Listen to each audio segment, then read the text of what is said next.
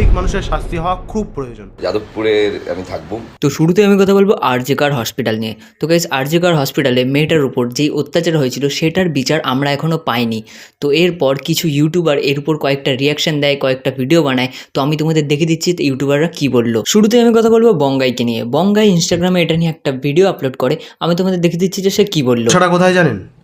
আরজি করের এই ঘটনা নিয়ে আমরা সবাই মিলে প্রতিবাদ করছি, হয়তো জাস্টিস পাবো, কিন্তু এরকম অনেক ঘটনা আমরা জানতেই পাই না বা জানার চেষ্টাই করি না। প্রতিবাদ হয় না, জাস্টিসও পাই না। একজন মহিলা ডাক্তার একা কি করছিল? মৃত্যুর পরেও এই প্রশ্ন উঠে আসে। বাসে সুযোগের সুবিধা, নিজের পরিবারে এই মলেস্ট, এগুলোর বিরুদ্ধে তাই আওয়াজ, প্রতিবাদ ধীরে ধীরে কমে আসে। কারণ সে একই প্রশ্ন করা হবে, ও কেন গেছিল, একা কি করছিল? তারপর সেই নিস্তব্ধ ভয়ের পরিবেশে হঠাৎই এরকম ঘটনা সামনে এসে সব উল্টে পাল্টে আমাদের অনেক পেছনে নিয়ে যায়। তাই যেই ঘটনা